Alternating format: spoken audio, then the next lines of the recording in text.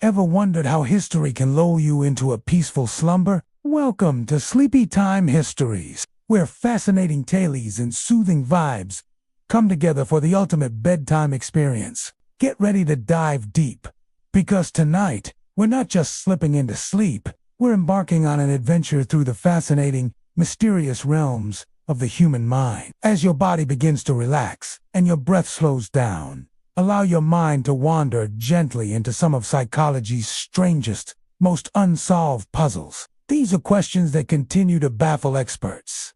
And maybe, just maybe, your dreams tonight will bring some answers. So let's start our nightly adventure with the first question. Can you ever really know if you're the only person who knows something? What if someone else knows the same thing? Imagine this. A friend mentioned seeing the new Star Wars movie for the 5th time. You know that hasn't come out yet.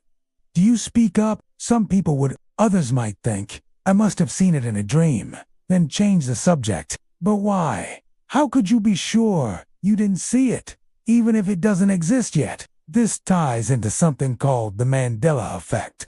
It's named after the belief by some that Nelson Mandela died in prison in the 1980s, even though he was released in 1990 and lived until 2013. Who swear they'd remember him dying in the 80s? Are you crazy or misinformed? They truly believe they remember something that didn't happen. This phenomenon points to the limits of human memory and the fragility of our shared reality. Next stop on our journey is this. Does your imagination control your future?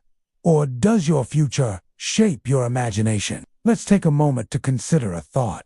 If you imagine yourself failing at something, will you perform worse than if you imagined yourself succeeding? On the flip side, if you always visualize success, will that increase your chances of achieving it?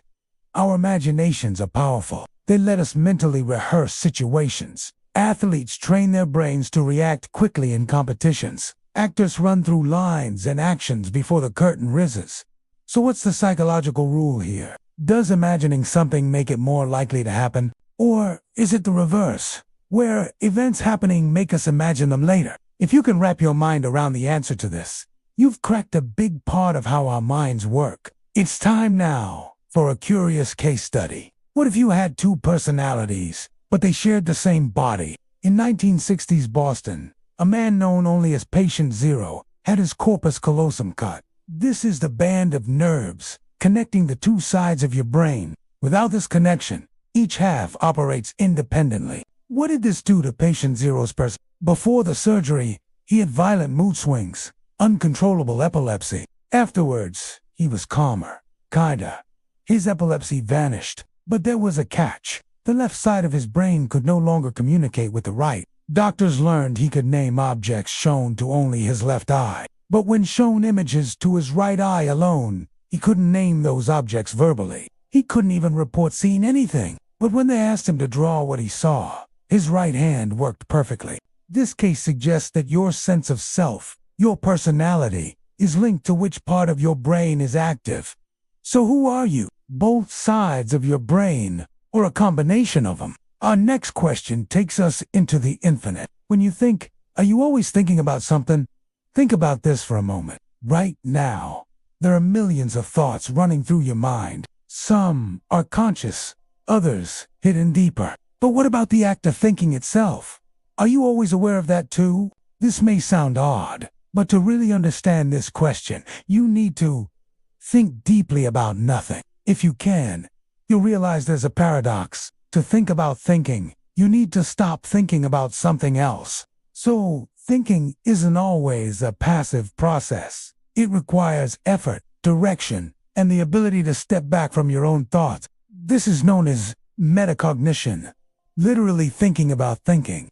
First, explored by the Greek philosopher Plato, this idea has puzzled scientists for decades. Is there such a thing as a universal grammar of thoughts? Could thinking about thinking help us learn faster, concentrate better? By understanding the mechanics of our own minds, could we teach children to learn more effectively? All of these questions lead us back to one. Are your thoughts truly your own? Or are they a mix of what you choose and what you don't? There's a saying, no man is an island. But when it comes to our next question, maybe we should rethink that. Who is the real owner of your face? You might think it belongs to you, But have you ever locked eyes with a stranger across a crowded room? Have you ever posed for a portrait or joined a photo shoot? Even then, it's debatable. Your face is partly defined by how others see it. Psychologists point to something called the spotlight effect. We're all actors and directors. While we direct our own lives, we also watch ourselves from the audience's perspective.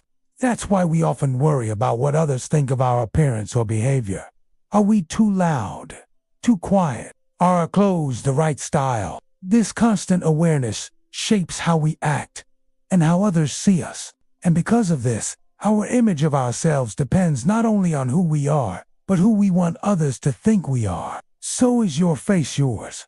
Or is it both yours and everyone else's? Before we finish our night of musing, let's ponder this final puzzle. How do we go from brain signals to butterflies in the stomach? What makes one person laugh, another cry? How do gray cells in a skull become sensations of joy, fear? How does your brain turn electrical impulses into a sunset, a wave crashing, a loved one's smile? Your memories, feelings, and perceptions are all created in the theater of your mind. But how does the script get turned into a movie?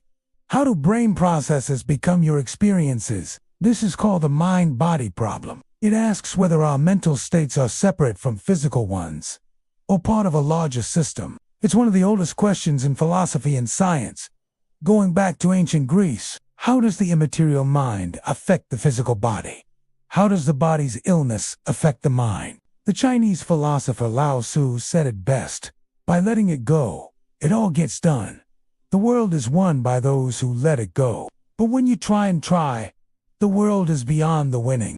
As you drift off to sleep, ask yourself, how much of your experience is caused by your brain, your genes, your life, or simply accepting the present moment? And with that, we come to the end of our journey through some of psychology's most baffling mysteries. Each question is a universe of its own, offering more queries than answers. So as you drift into sleep, dear listener, here's your assignment.